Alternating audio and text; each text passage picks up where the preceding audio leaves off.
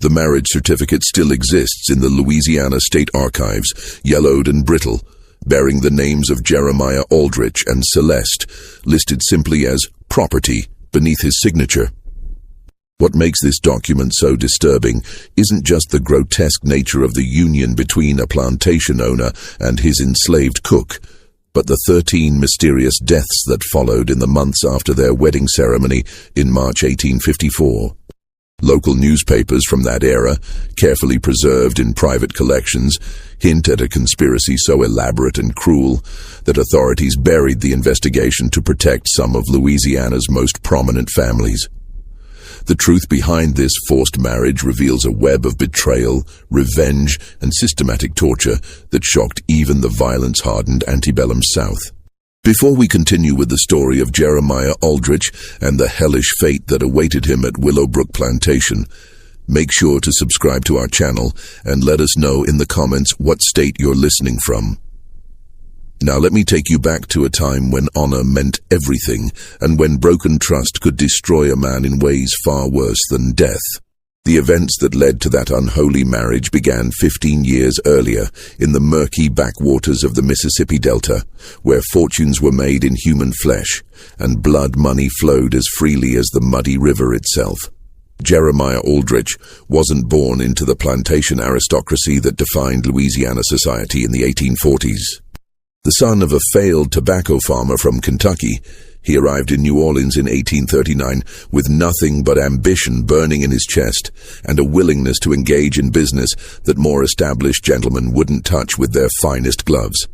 The slave trade, while legal, carried a social stigma among the old Creole families who preferred to maintain the fiction that their wealth came from sugar and cotton alone, not from the systematic buying and selling of human beings. It was in the sweltering summer of 1840 that Aldrich formed his partnership with Marcus Devereaux and Samuel Rochelle, two men whose desperation matched his own ruthless ambition.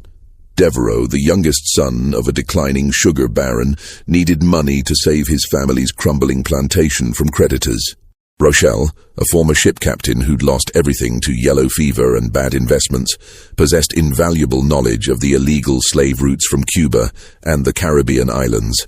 Together they established what they called the Delta Trading Company, operating from a warehouse on the outskirts of New Orleans where the law's reach grew thin and questions weren't asked about the source of their merchandise. The business proved more profitable than any of them had dared imagine.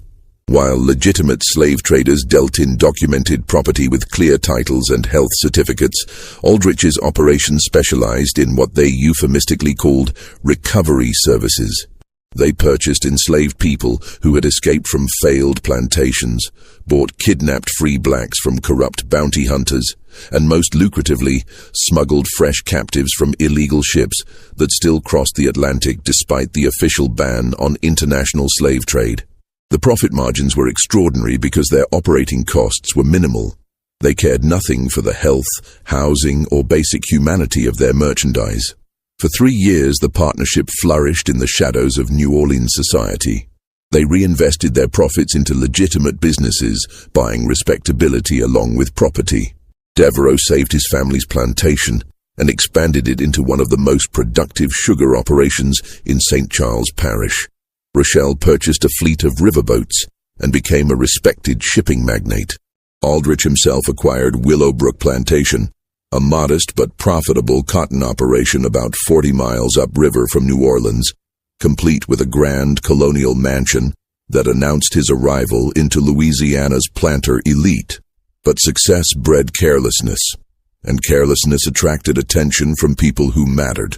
In the spring of 1843, word reached them that federal marshals were investigating illegal slave trading operations along the Gulf Coast.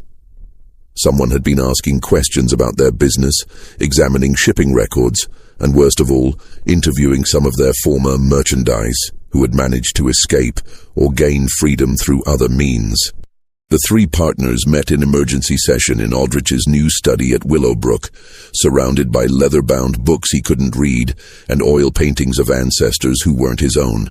The tension in that room was suffocating as each man realized that their empire of human misery was about to collapse. Devereaux, always the most nervous of the three, suggested they should dissolve the partnership immediately and destroy all records of their transactions. Rochelle, with his sailor's pragmatism, argued for a more measured approach, shifting their assets offshore and waiting for the investigation to pass.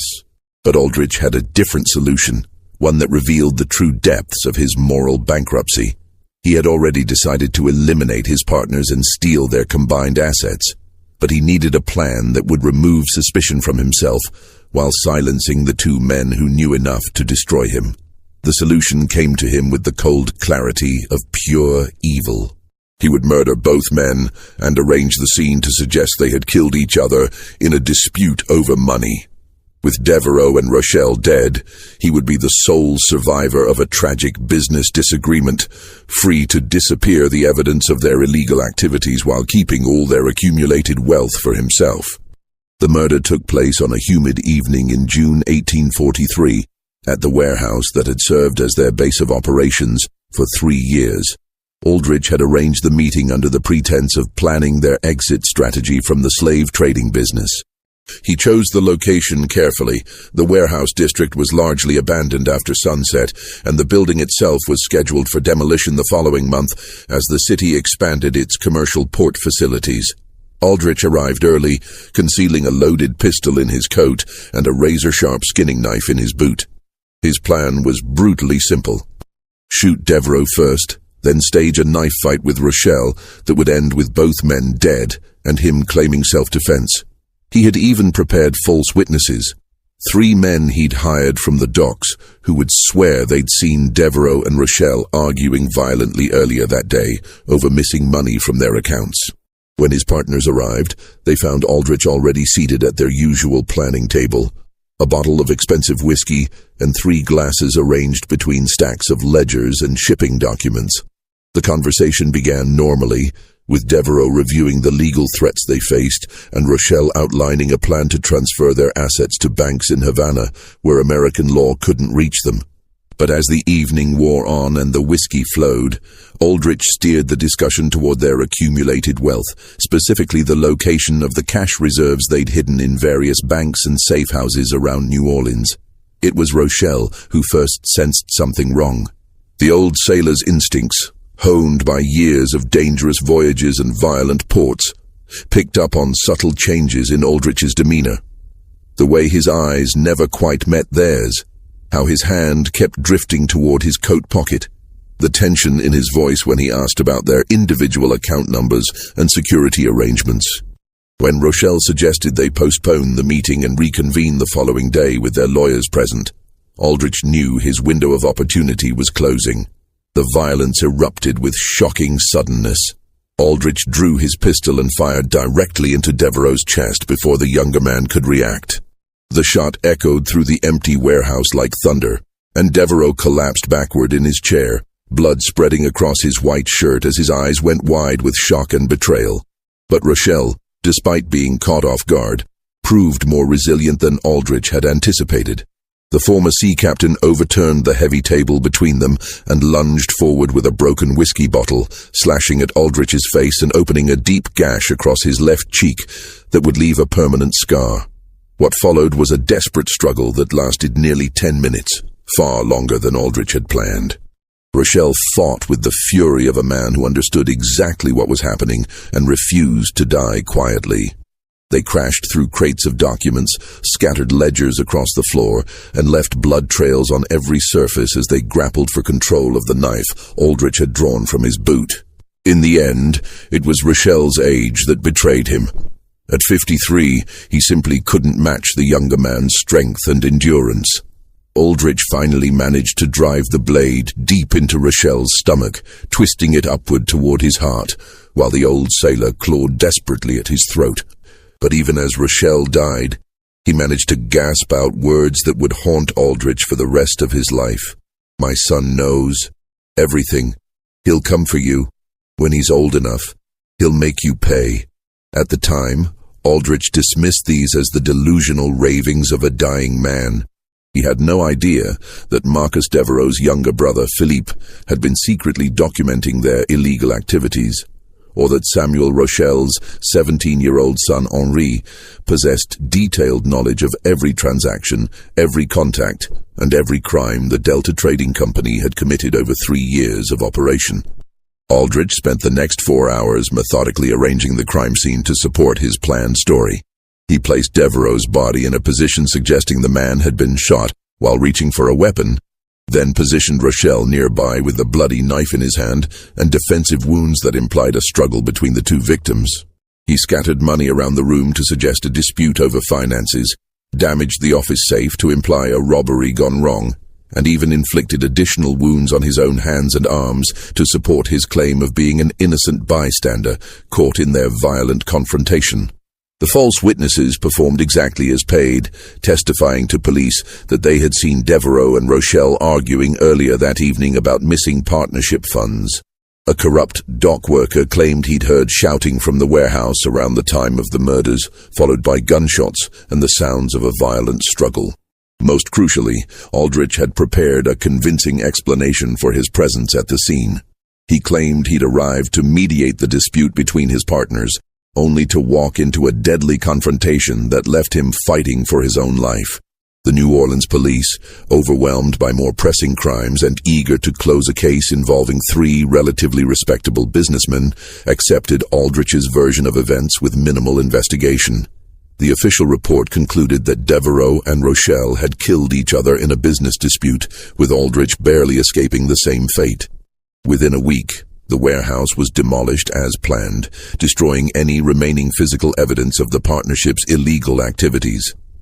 With his partners dead and their assets suddenly available for claiming, Aldrich moved quickly to consolidate his newfound wealth. He presented himself as the surviving partner of a legitimate shipping company, producing carefully forged documents that showed Devereaux and Rochelle had agreed to transfer their shares to him in the event of their deaths. Banks that had been suspicious of 3 unknown men conducting large cash transactions readily accepted the word of a single plantation owner with a documented history of successful cotton production. Over the following months, Aldrich systematically emptied every account, safe deposit box, and hidden cash that had belonged to his murdered partners. He estimated the total value at nearly $40,000, a fortune that would be worth over $1 million in today's currency. More importantly, he had eliminated the only 2 people who could connect him to the Delta Trading Company's illegal operations, leaving him free to reinvent himself as a respectable member of Louisiana society. But Aldrich had made a fatal miscalculation. In his obsessive focus on immediate threats and financial opportunities, he had completely ignored the families of the men he had murdered. Specifically, he had failed to consider that both Marcus Devereaux and Samuel Rochelle had younger relatives who would soon learn the truth about their deaths, and who would spend the next decade carefully, methodically, patiently planning a revenge so elaborate and devastating that death would seem like mercy compared to what they had in store for him. Philippe Devereaux was 22 years old when his brother Marcus was murdered. And unlike the older Devereaux men, who had always prioritized immediate gratification over long-term planning, Philippe possessed a calculating intelligence that made him far more dangerous than Aldrich ever imagined. As Marcus's closest confidant and unofficial business manager, Philippe had maintained detailed records of every Delta Trading Company transaction, including coded ledgers that documented their illegal slave purchases, shipping manifests from prohibited Caribbean routes, and most damning of all, correspondence with corrupt officials who had facilitated their operations. More importantly, Philippe had never trusted Jeremiah Aldrich. Something about the Kentucky newcomer's eagerness to engage in the most brutal aspects of their business had struck Philippe as excessive, even by the standards of men who trafficked in human flesh.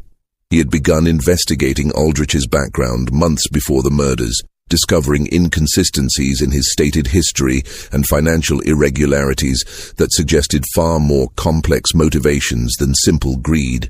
When news of Marcus's death reached Philippe at the family's struggling plantation, his first reaction wasn't grief, but cold, calculating fury.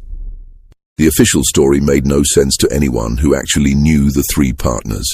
Marcus, while desperate for money, was fundamentally cautious and would never have confronted Samuel Rochelle in a violent manner. Rochelle, despite his rough sailor's background, was a methodical businessman who resolved disputes through negotiation, not knife fights. But most telling of all, Aldrich's account of the evening contained details that Philippe knew to be false, including references to money and accounts that had already been moved to different locations weeks earlier. Within days of the funeral, Philippe began his own investigation into the warehouse murders. Using contacts from his brother's business network, he interviewed dock workers, examined shipping records, and even bribed police officers to review the official evidence. What he discovered confirmed his worst suspicions. The crime scene had been carefully staged. The witnesses had been paid to lie, and several crucial pieces of evidence had been deliberately overlooked or destroyed. Most importantly, he learned that Aldrich had begun accessing his murdered partner's financial assets within hours of their deaths, suggesting a level of preparation that contradicted his claim of being an innocent bystander. Meanwhile, Henri Rochelle was conducting his own investigation from a very different angle. At 24, Samuel's son possessed his father's maritime connections, but combined them with a formal education in law and business that made him uniquely qualified to trace the financial aspects of the murders. Henri had spent several years working in New Orleans banks and shipping companies, building relationships with clerks, managers, and officials who could provide information that Philippe's more direct approach might miss. Henri's investigation revealed the true scope of Aldrich's theft. By carefully examining bank records, shipping manifests, and property transfers, he documented how the murderer had systematically looted every asset belonging to the Delta Trading Company partnership. Henri calculated that Aldrich had stolen over $60,000 in cash, property, and business investments, wealth that represented years of illegal but profitable operations built on the suffering of hundreds of enslaved human beings. But what made Henri truly dangerous was his understanding of how Louisiana's financial and legal systems actually worked. Unlike Philippe, who was focused on proving Aldrich's guilt through direct evidence, Henri realized that a more effective approach would be to use Aldrich's own greed against him. Instead of seeking immediate justice through the corrupt court system, Henri began developing a plan to systematically destroy Aldrich's financial foundation, leaving him vulnerable to the same kind of betrayal and violence he had inflicted on others. The two young men met for the first time in the fall of 1844, more than a year after their relatives' murders. The meeting took place at a discreet restaurant in the French Quarter, where Philippe had arranged to share his evidence with Henri in hopes of coordinating their individual investigations. What neither man expected was how perfectly their different skills and resources complemented each other, or how completely their shared desire for justice would consume the next decade of their lives. By the spring of 1845, Philippe Devereaux and Henri Rochelle had transformed their individual quests for justice into something far more sophisticated and dangerous. A carefully coordinated conspiracy designed to destroy Jeremiah Aldrich through the same methods he had used to murder their relatives: betrayal, financial manipulation, and ultimately violence disguised as legitimate business. But unlike Aldrich's impulsive brutality, their approach would be methodical, patient, and absolutely devastating in its thoroughness. The first phase of their plan focused on infiltrating Aldrich's social and business networks. Philippe, using his family's remaining connections in Louisiana society, began frequenting the same gentlemen's clubs, political gatherings, and social events where Aldrich was establishing himself as a respectable planter. His goal wasn't to confront his brother's killer directly, but to study the man's habits, weaknesses, and most importantly, his financial vulnerabilities. Philippe was blessed with his late brother's charm and social skills, and within months he had positioned himself as one of Aldrich's casual acquaintances, someone trustworthy enough to share drinks with, but not significant enough to be considered a threat. Meanwhile, Henri was using his banking connections to trace every aspect of Aldrich's financial empire. He discovered that the plantation owner's apparent wealth was built on a foundation of risky investments, leveraged loans, and business ventures that generated impressive short-term profits but created long-term liabilities. Most crucially, Henry learned that Aldrich had developed a serious gambling problem, regularly losing thousands of dollars in high-stakes poker games and horse racing bets that he funded through increasingly desperate borrowing against his plantation's future crops. The gambling addiction gave them the perfect opening for their revenge. By 1848, Henri had secured employment with First National Bank of New Orleans, the institution that held the primary mortgage on Willowbrook Plantation. From this position, he was able to subtly manipulate Aldrich's credit arrangements, ensuring that loan renewals came with slightly higher interest rates, that payment schedules were structured to create cash flow problems during critical planting seasons, and that the plantation owner was gradually pushed toward the kind of financial desperation that made men vulnerable to manipulation. Simultaneously, Philippe had cultivated relationships with several of New Orleans' most notorious gambling operators, men who ran high-stakes games where fortunes could be won or lost in a single evening. Through carefully placed bribes and promises of future favors, Philippe arranged for Aldrich to be invited to increasingly expensive games, where the stakes were higher, and the other players were secretly working together to ensure that the plantation owner would lose far more than he could afford. The beauty of their approach was its patience and subtlety.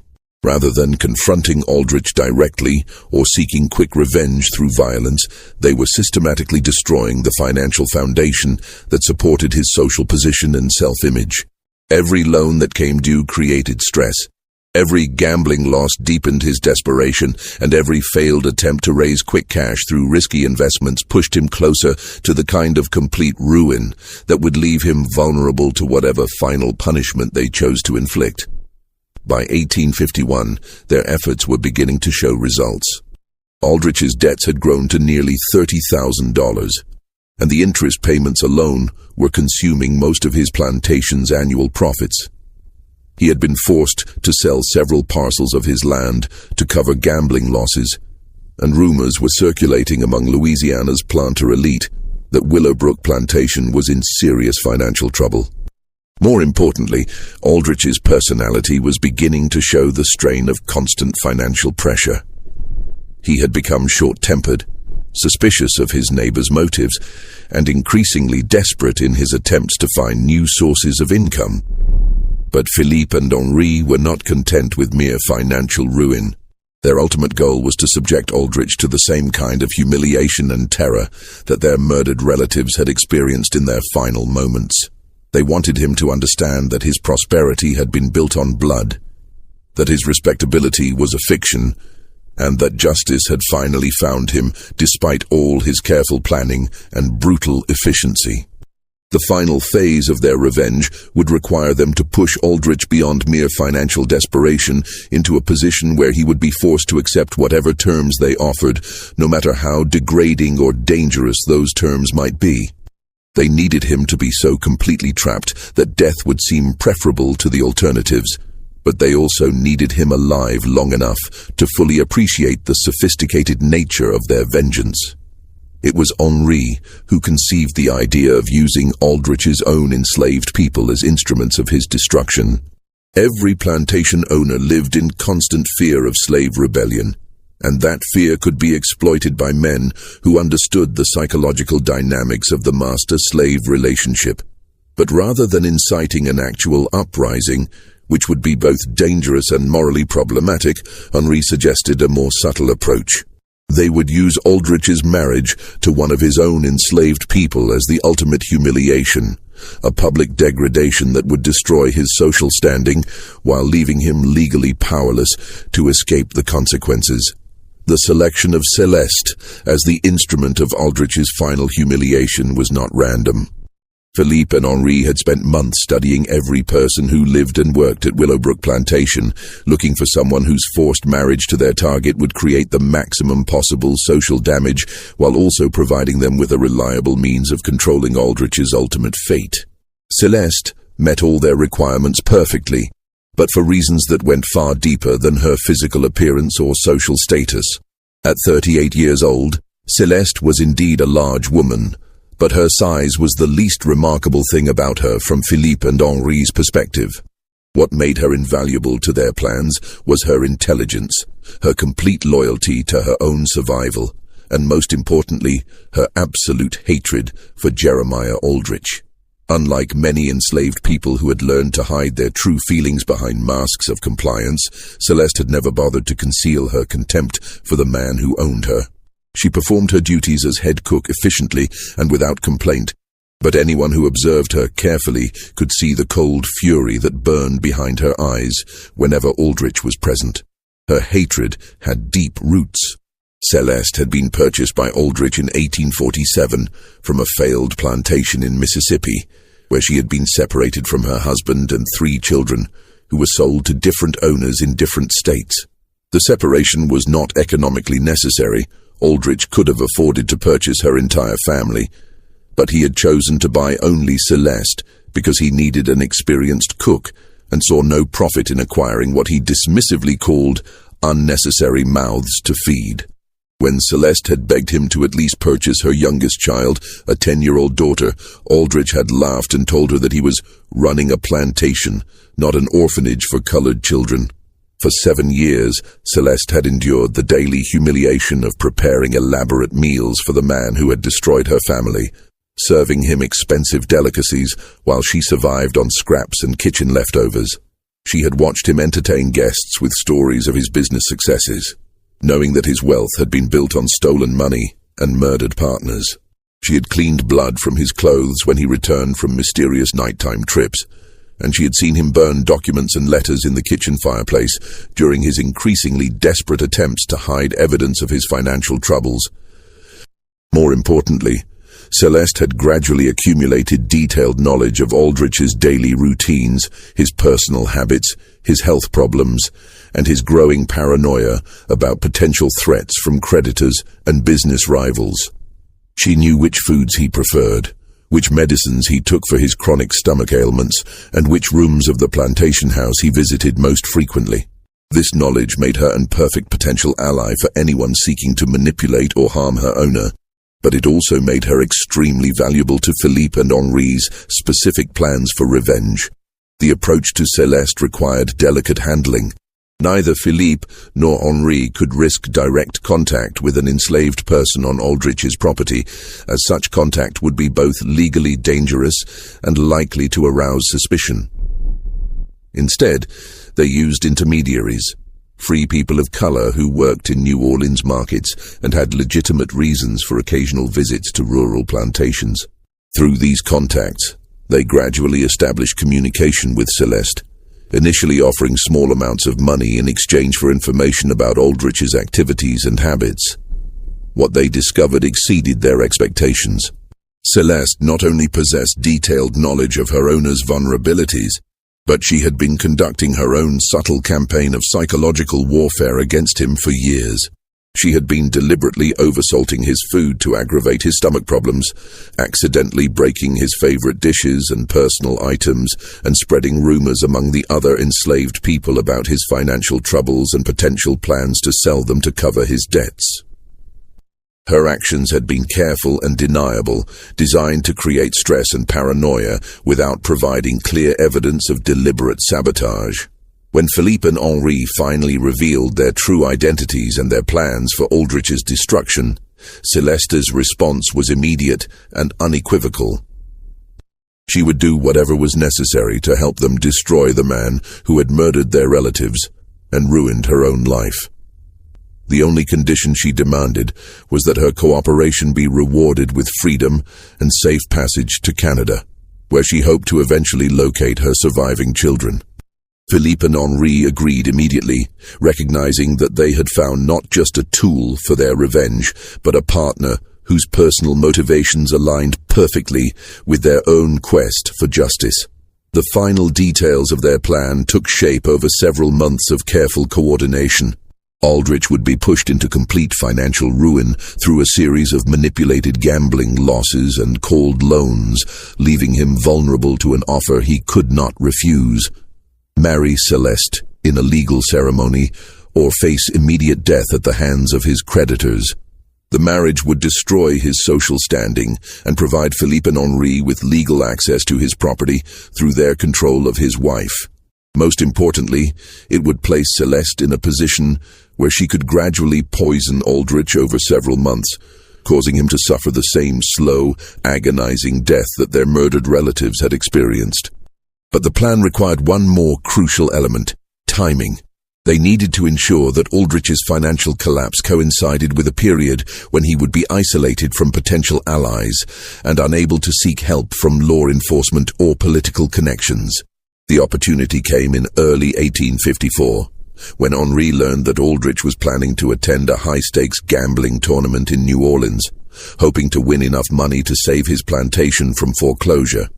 It would be the perfect moment to spring their trap, when Aldrich would be desperate enough to accept any terms that offered hope of survival, no matter how degrading those terms might prove to be. The gambling den where Jeremiah Aldrich would meet his fate was located in a converted warehouse near the New Orleans waterfront, a place where the city's most desperate and dangerous men gathered to risk everything on the turn of a card or the roll of dice. The February evening in 1854 when Aldrich arrived was particularly humid and oppressive, with fog rolling off the Mississippi River to shroud the streets in a gray mist that seemed to muffle sound and blur the boundaries between reality and nightmare. Aldrich entered the den carrying a leather satchel containing $8,000, nearly every liquid asset he could scrape together through the sale of slaves, equipment, and personal property from Willowbrook Plantation. It represented his last desperate attempt to win enough money to satisfy his creditors and save his plantation from foreclosure. What he didn't know was that Philippe Devereaux and Henri Rochelle had been carefully orchestrating this moment for months, ensuring that every other player at the high-stakes table would be working together to strip him of his remaining wealth. The game was 5-card stud poker, played with stakes that started at $500 per hand and escalated quickly as the evening progressed.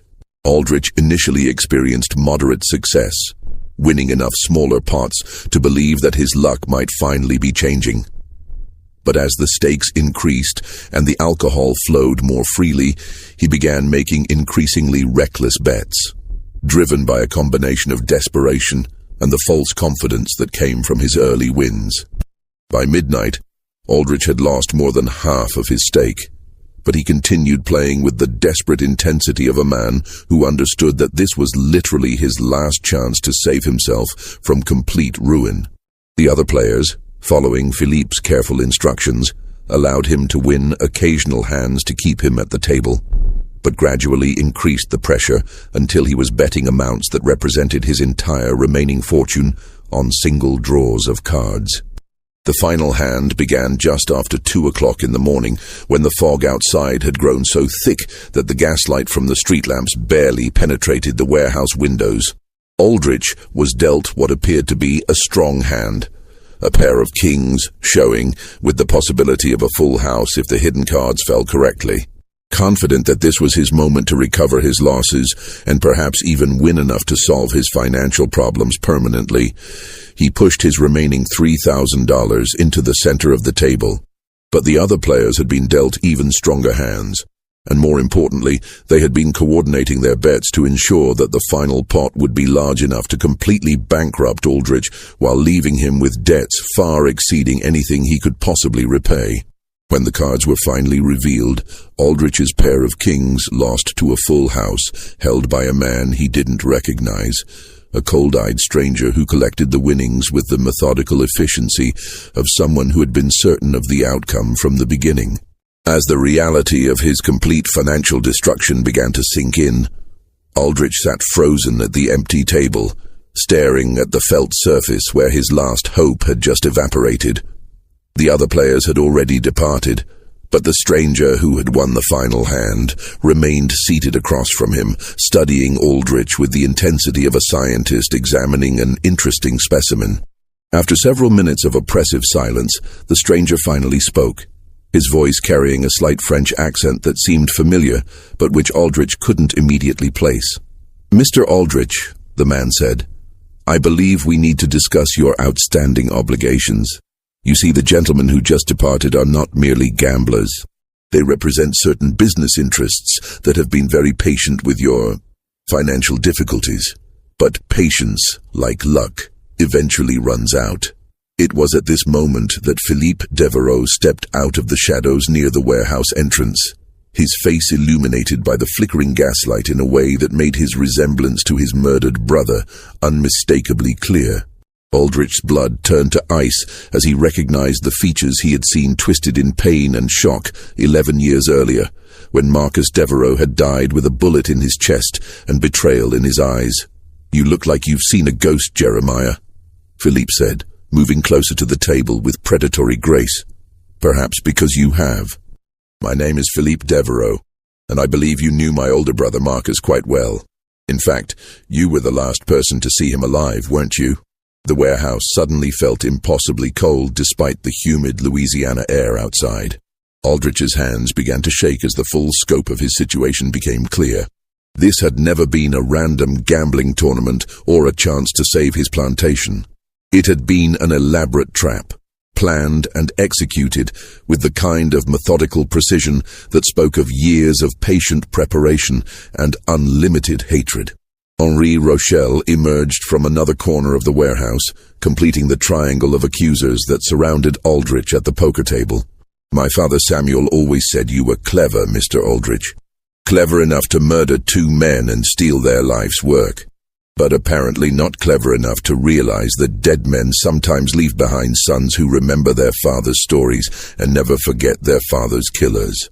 The warehouse fell silent, except for the distant sound of ship horns echoing across the fog-shrouded river.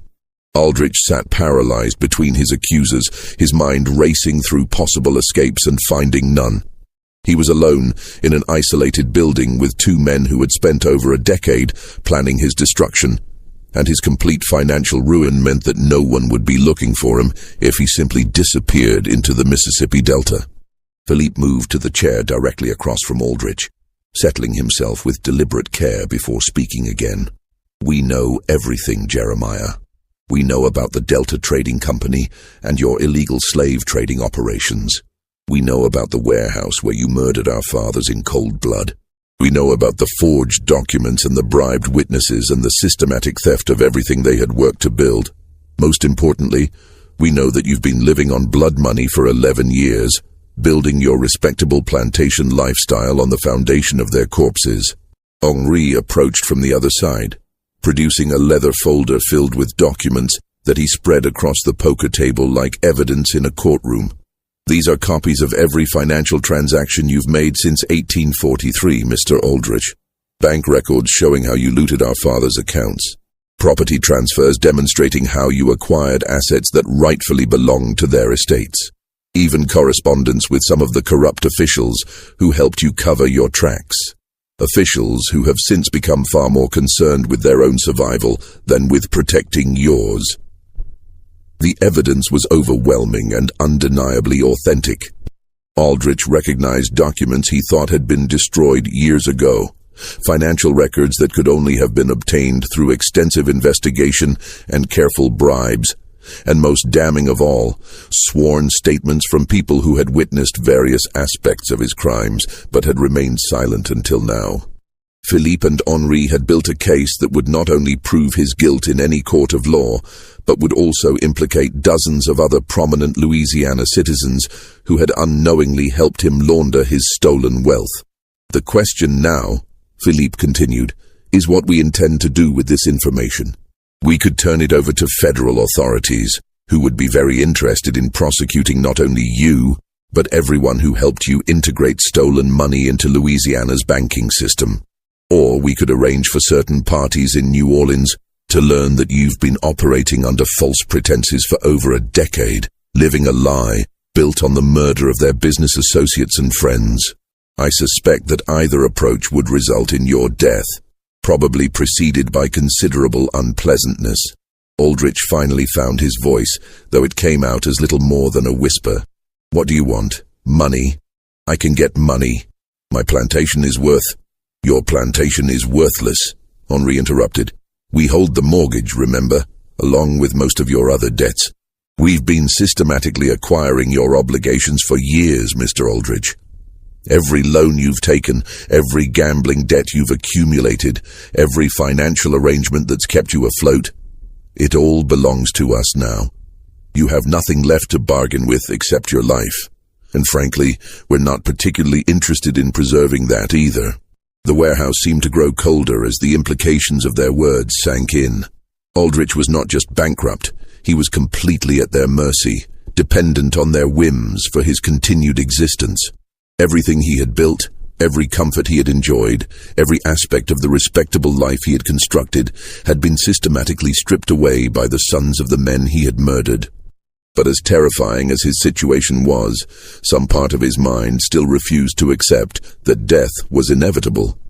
There is, however, one alternative, Philippe said, his voice taking on a tone of mock consideration. One way you might be permitted to continue breathing, at least for a while longer. It would require a certain sacrifice of dignity on your part. A public acknowledgement of your true nature and a demonstration of your complete submission to our authority. Henri smiled with the cold satisfaction of a man who was about to reveal the culmination of years of careful planning. You're going to marry one of your slaves, Jeremiah. Publicly, legally, and permanently. You're going to stand before God and Louisiana society and take your cook Celeste as your lawful wedded wife. You're going to live as her husband, sleep in the same bed, and present yourself to your neighbors as a man who chose to marry his own property. The suggestion was so grotesque, so completely beyond the boundaries of acceptable behavior in antebellum Louisiana society, that Aldrich initially couldn't process what he was hearing.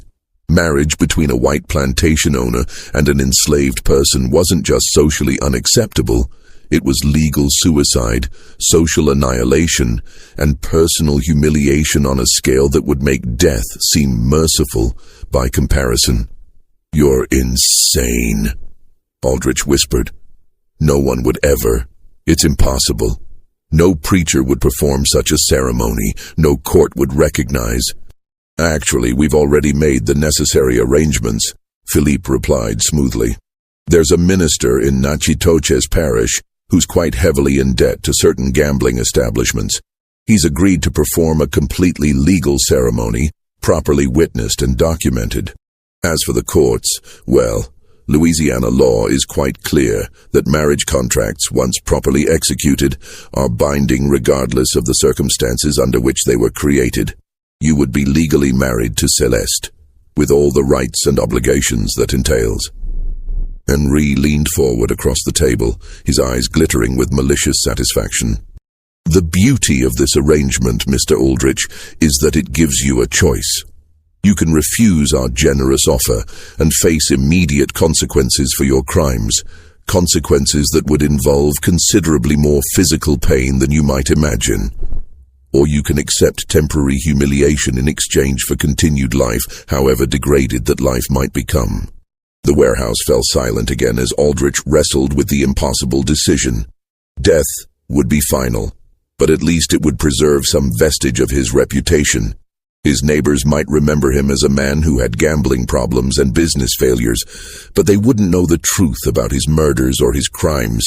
Marriage to Celeste, on the other hand, would destroy every aspect of his social identity while leaving him alive to endure years of public humiliation and private torment. How long? He finally asked. If I agree to this arrangement, how long would it last? Philippe and Henri exchanged a look that spoke of shared understanding and mutual satisfaction. For the rest of your natural life, Mr. Aldrich, marriage is a sacred bond, after all. Though given your age and apparent health problems, we suspect that your natural life might not extend quite as long as you might hope. The implication was clear and chilling. They weren't offering him a temporary humiliation followed by eventual freedom. They were offering him a slow death disguised as marriage, a prolonged torture that would destroy his spirit before finally claiming his body. But the alternative, immediate execution in a fog-shrouded warehouse with his body dumped into the Mississippi River, seemed even worse than whatever they had planned for him. Just when we thought we'd seen it all, the horror in this Louisiana warehouse intensifies. If this story is giving you chills, Share this video with a friend who loves dark mysteries. Hit that like button to support our content. And don't forget to subscribe to never miss stories like this. Let's discover together what happens next. After what felt like hours but was probably only minutes, Aldrich raised his head and looked directly at his tormentors. "If I agree to this marriage, what guarantee do I have that you won't simply kill me anyway?" "None whatsoever," Henry replied with brutal honesty. "But you do have our word that your death, when it comes, will be considerably more pleasant than what we had originally planned. Think of the marriage as an opportunity to demonstrate good behavior. Compliance will be rewarded with kindness. Resistance will be punished with creativity." Felipe produced a document from his coat pocket and placed it on the table beside the evidence of Aldrich's crimes. "This is a marriage contract, properly prepared and ready for your signature. The ceremony is scheduled for tomorrow evening at Willowbrook Plantation, where all your neighbors and business associates will be invited to witness your voluntary union with Celeste. They've been told that you've experienced a religious conversion and wish to demonstrate your commitment to Christian charity by elevating one of your slaves to the status of wife. The final humiliation was the requirement that he present the marriage as his own choice, a voluntary act of Christian benevolence rather than the forced degradation it actually represented. His neighbors would think him eccentric, possibly insane, but they would also believe that he had chosen this path of his own free will. No one would suspect that he was being coerced by the vengeful sons of murdered partners, because no one else knew that Marcus Devereaux and Samuel Rochelle had ever existed. Aldrich reached for the marriage contract with hands that shook so violently he could barely hold the document steady. The terms were simple and absolute. He would marry Celeste in a legal ceremony, live with her as husband and wife, and provide for her welfare as he would any spouse. In exchange, his creditors would refrain from immediate collection of his debts and would allow him to continue operating Willowbrook Plantation under their oversight. As he signed his name to the contract that would destroy his life, Aldrich tried to convince himself that he might find some way to escape this trap once he had bought time through compliance. Perhaps he could appeal to authorities, or flee to another state, or find some legal loophole that would invalidate the marriage. But even as these desperate thoughts flickered through his mind, he could see the satisfaction in Philippe's and Henri's eyes. They had planned this moment for over a decade, and they had anticipated every possible avenue of escape he might consider. "Welcome to the family, brother-in-law," Philippe said as he collected the signed contract.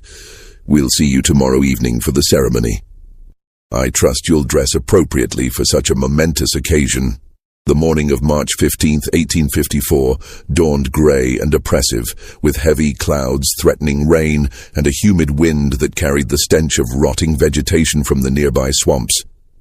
Aldrich had not slept since returning from New Orleans, spending the night pacing his study and staring at the marriage contract that represented the end of everything he had worked to build over 15 years in Louisiana.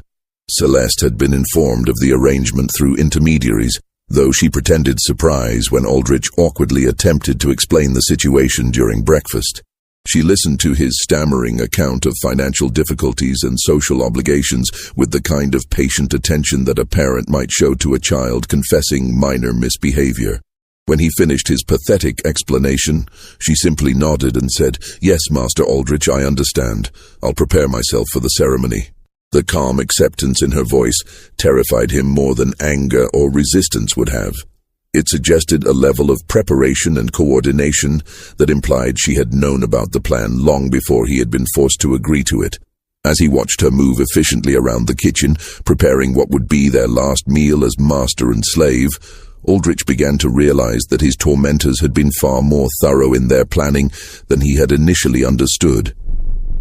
Throughout the day, neighbors and acquaintances arrived at Willowbrook Plantation, drawn by invitations that Philippe and Henri had sent in Aldrich's name. The guests were told that they were witnessing a remarkable demonstration of Christian charity, as their neighbor had decided to honor one of his most faithful servants by offering her the protection and dignity of marriage.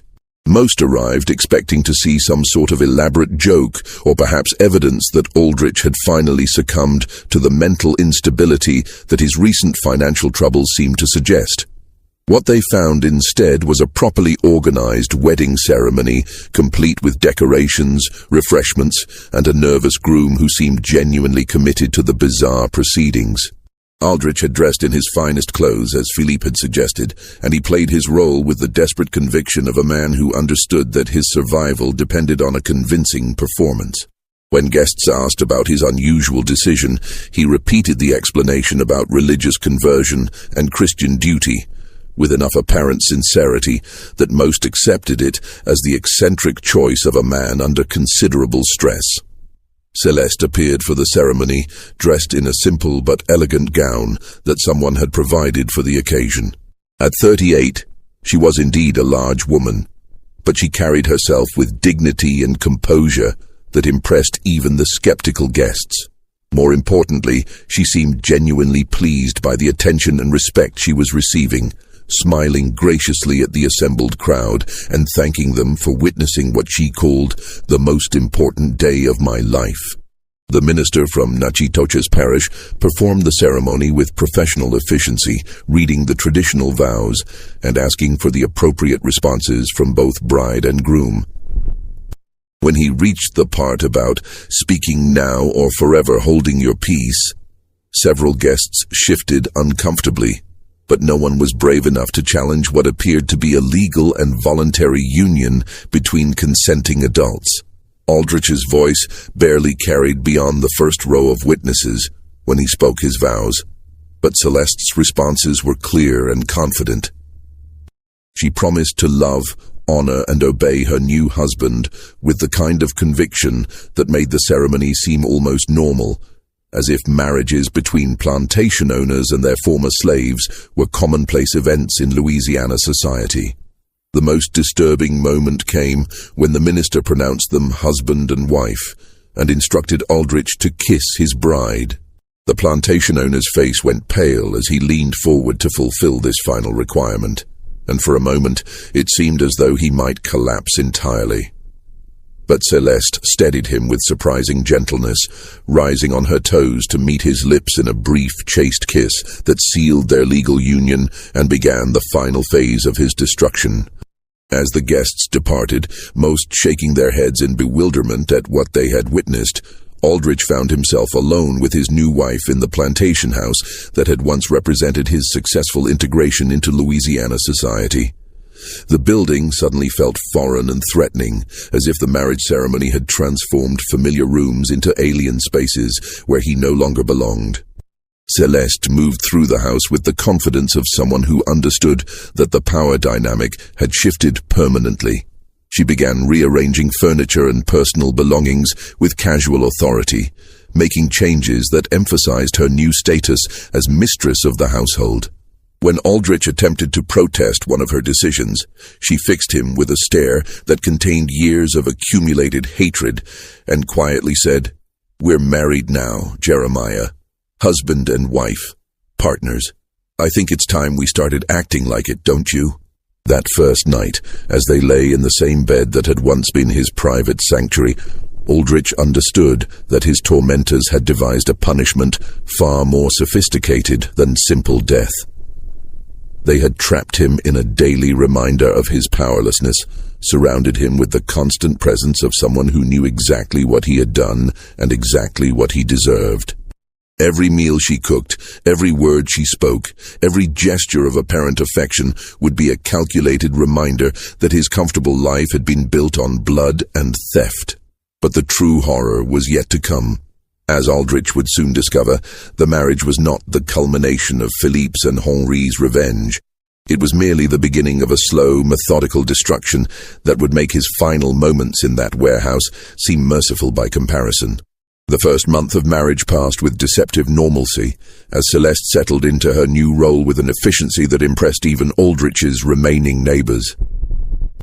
She managed the household staff with firm authority, entertained the few visitors who still felt comfortable calling on Willowbrook Plantation, and maintained the social pretenses that allowed her husband to preserve some vestige of his former respectability. To outside observers, the unlikely marriage appeared to be functioning as well as any conventional union in rural Louisiana. But Aldrich was beginning to notice subtle changes in his daily routine that filled him with growing unease. His breakfast coffee had developed a slightly bitter aftertaste that he couldn't identify, despite being prepared with the same beans and methods Celeste had used for years. His evening meals, while expertly prepared and beautifully presented, left him feeling vaguely nauseated and unusually tired. Most disturbing of all, he had begun experiencing headaches and episodes of dizziness that seemed to worsen whenever he spent extended time in his wife's company. Initially, he attributed these symptoms to stress and the emotional toll of his degraded circumstances.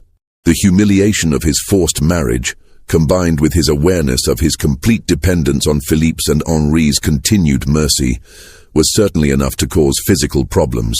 But as the weeks passed and his condition gradually worsened, Aldrich began to suspect that his symptoms might have a more deliberate cause. His suspicions were confirmed during a conversation with Dr. Hamilton Warren, Willowbrook's longtime physician, who had come to examine Aldrich after he collapsed during a business meeting with potential cotton buyers.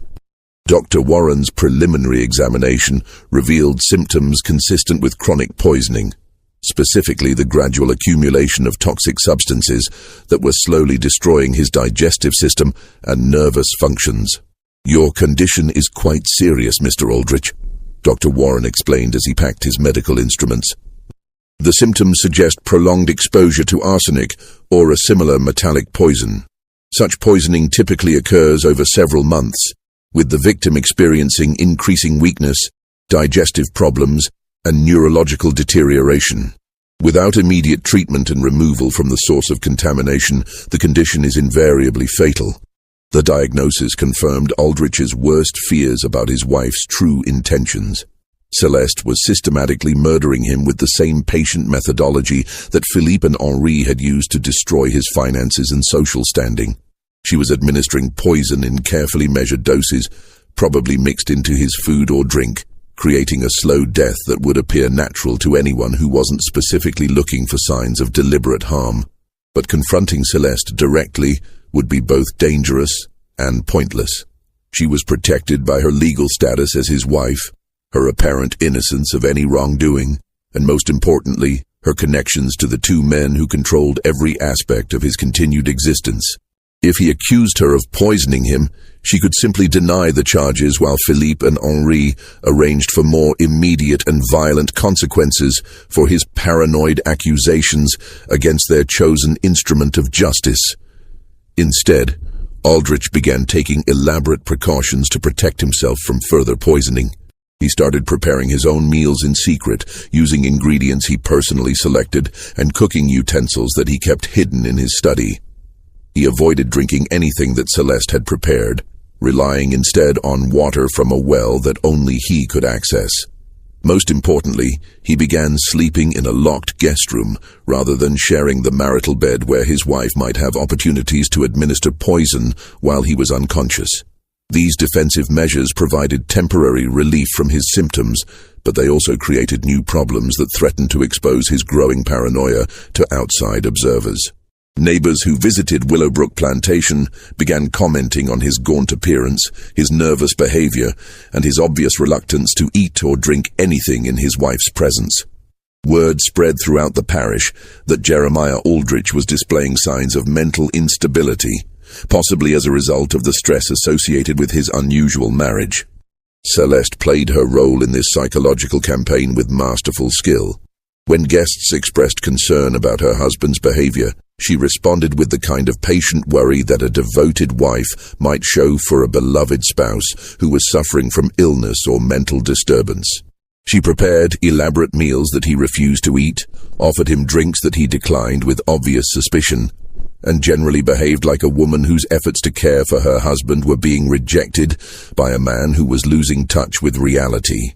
The brilliance of her approach was that it made Aldrich's defensive actions appear to be symptoms of paranoid delusion rather than reasonable responses to genuine threats.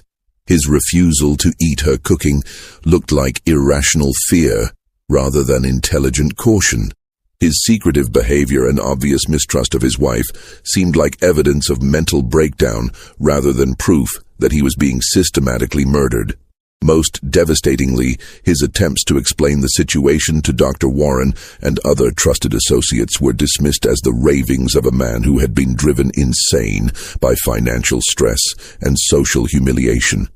No one could believe that a recently enslaved woman would be capable of conceiving and executing such a sophisticated murder plot, or that she would have the knowledge and resources necessary to obtain and administer exotic poisons over an extended period. By late spring of 1854, Aldrich found himself trapped in a nightmare scenario where his accurate understanding of his wife's murderous intentions had been transformed into evidence of his own mental instability. He was being slowly killed by a woman he was legally bound to live with, while his every attempt to protect himself or seek help was interpreted as proof that he was losing his mind. But the psychological torture was far from over. Philippe and Henri had designed their revenge to include not just physical suffering, but complete social isolation and the gradual destruction of every relationship Aldrich had maintained during his years of apparent respectability. They wanted him to die alone, friendless, and utterly convinced that justice had finally caught up with him, despite all his careful planning and brutal efficiency. The truth about his situation was revealed to Aldrich in the most cruel and methodical way possible during a dinner party that Celeste had organized to celebrate their 3-month wedding anniversary. She had invited several of their remaining neighbors, along with Dr. Warren and other prominent members of local society who had maintained cordial relationships with the plantation despite the unusual circumstances of the marriage. Aldrich had spent the day preparing for the evening with his customary paranoia, secretly eating beforehand and planning to avoid consuming anything his wife had prepared. But when the guests arrived, Celeste announced that she had prepared a special surprise for the occasion. A bottle of wine that had supposedly been aging in the plantation cellar since before their marriage, which she wanted to open as a symbolic toast to their future together. The wine was presented with great ceremony, opened in front of all the guests to demonstrate that it hadn't been tampered with, and poured into glasses that had been cleaned and prepared in full view of everyone present. When Celeste proposed a toast to their marriage and their hopes for many more years together, Aldrich found himself unable to refuse without appearing completely insane to his assembled neighbors. As he raised the glass to his lips, Aldrich caught sight of his wife's eyes across the dinner table. For just a moment, her mask of devoted affection slipped, and he saw the cold satisfaction of someone who was about to achieve a long-anticipated victory. But by then it was too late to avoid drinking the wine, and he could only hope that whatever poison she had used would work quickly enough to spare him prolonged suffering. The effects began within minutes of consuming the wine. Aldrich experienced severe stomach cramps, followed by difficulty breathing and a sensation of burning in his throat and chest. As he collapsed at the dinner table, gasping for air and clutching his stomach, the assembled guests assumed they were witnessing the final breakdown of a man who had been slowly losing his mind for months. Dr. Warren immediately began examining Aldrich, but his efforts were hampered by what appeared to be hysterical interference from Celeste. She threw herself across her husband's body, sobbing and begging the doctor to save him, while simultaneously making it impossible for Warren to provide effective medical treatment. Her performance was so convincing that the other guests spent their time comforting her rather than helping with the medical emergency.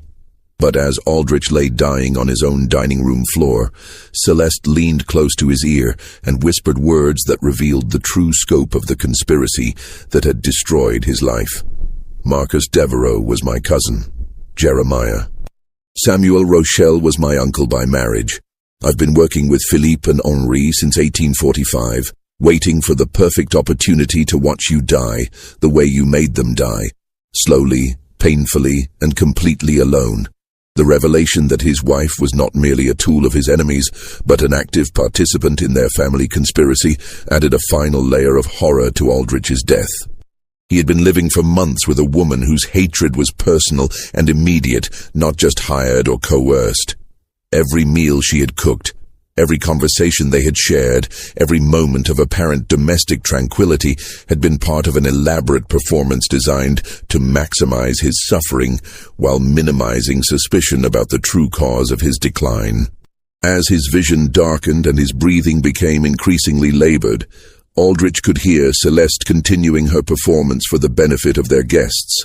She was begging Dr. Warren to try harder, pleading with God to spare her beloved husband, and generally behaving like a woman whose world was collapsing around the loss of the man she loved.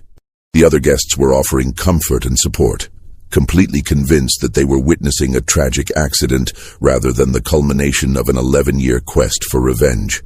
Jeremiah Aldrich died at 9:47 p.m. on June 18, 1854, surrounded by neighbors who believed he had suffered a stroke or heart attack brought on by months of mental instability and declining health.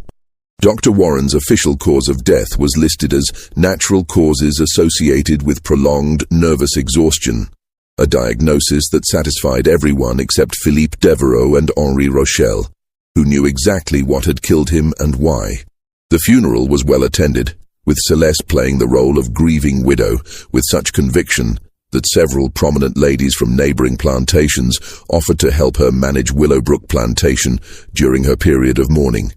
No one suspected that the tearful woman at the graveside was actually celebrating the successful completion of the most elaborate murder plot in Louisiana history. But the story didn't end with Aldrich's death. Philippe and Henri had planned for every contingency, including the disposition of his property and the fate of his widow. As Aldrich's legal heir, Celeste inherited Willowbrook Plantation, along with all its debts and obligations, debts that, as they quickly reminded her, were now owed to them as representatives of various financial institutions. Within a month of the funeral, Celeste had signed documents transferring ownership of the plantation to Philippe and Henri in exchange for forgiveness of the outstanding debts. She then disappeared from Louisiana entirely, presumably heading north with enough money to start a new life as a free woman in a place where no one knew her history as either a slave or a murderess. The official records of Jeremiah Aldrich's death and the subsequent transfer of Willowbrook Plantation raised no suspicions among Louisiana authorities, who were dealing with far more pressing concerns as the nation moved inexorably towards civil war. The story of the plantation owner who had married his slave and then died of natural causes became a minor footnote in local history, occasionally mentioned as an example of the eccentric behavior that financial stress could produce in otherwise respectable men. But among certain families in New Orleans and the surrounding parishes, a different version of the story circulated quietly for generations. This version spoke of a conspiracy so elaborate and patient that it had taken 11 years to reach completion, of a justice so perfectly calibrated that the punishment had matched the crime in both duration and suffering. Most importantly, it served as a warning about the dangers of betraying business partners, especially when those partners had relatives intelligent enough and ruthless enough to spend a decade planning the perfect revenge. Philippe Devereaux and Henri Rochelle had achieved something remarkable in the context of antebellum Southern society. They had successfully prosecuted a murder case that no court would have touched, executed a death sentence that no judge would have imposed, and done it all through methods that left no evidence of their involvement. Their success had required patience, intelligence, financial resources, and most importantly, a complete understanding of how Louisiana's social and legal systems actually functioned. The transformation of Willowbrook Plantation after Aldrich's death provided the final evidence of how thoroughly Philippe and Henri had planned their revenge. Rather than selling the property for profit, they converted it into a refuge for freed slaves and escaped bondspeople, creating exactly the kind of humanitarian institution that would have horrified the man who had built his fortune on human trafficking. The plantation house that had once entertained Louisiana's elite became a station on the Underground Railroad, helping enslaved people reach freedom in the northern states and Canada. This transformation was not just symbolically appropriate, but also practically invisible to local authorities. Philippe's and Henri's legitimate business connections provided cover for the unusual activities at Willowbrook, while their reputation as respectable Louisiana businessmen deflected suspicion from anyone who might have questioned the plantation's new purpose.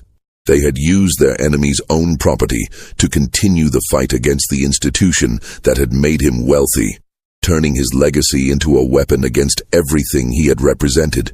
But perhaps the most remarkable aspect of their revenge was how completely it had erased Jeremiah Aldrich from history. Unlike the victims of more conventional murders, who at least received recognition as casualties of crime, Aldrich had been systematically eliminated from existence. His wealth had been redistributed to the families of his victims. His property had been converted to purposes that directly contradicted his values. His reputation had been destroyed through his own actions rather than through posthumous revelation of his crimes. Most importantly, the manner of his death had been designed to ensure that no one would remember him as anything more than a failed plantation owner who had made poor financial decisions and married unwisely. There would be no monuments to his memory, no family line to preserve his name, and no historical record of his actual accomplishments or crimes. He had been deleted from Louisiana history as thoroughly as if he had never existed at all.